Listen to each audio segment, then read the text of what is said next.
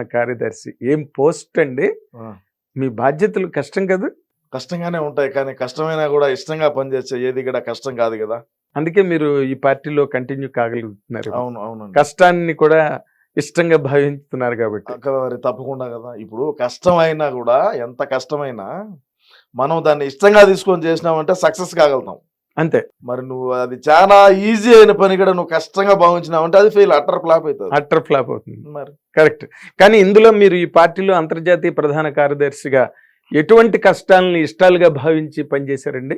అంటే ఇప్పుడు మా జగనన్న కొన్ని చేయలేనటువంటి పనులు, ఉమ్, కొన్ని ఇచ్చినటువంటి హామీలు, ఉమ్, వాటినన్నీ కూడా మేము రాబోయే రోజుల్లో నెరవేరుస్తాము.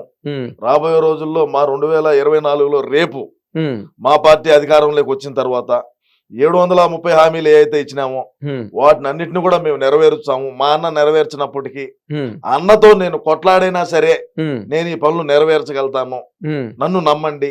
ఉమ్, మా అన్నను 2019లో ఒక అవకాశం అని చెప్తే ఒక అవకాశం ఇచ్చినారు. ఉమ్, ఈ రోజు సీమరాజాను చూసి ఉమ్, 2024లో ఇంకొక అవకాశం ఇవ్వండి ఉమ్.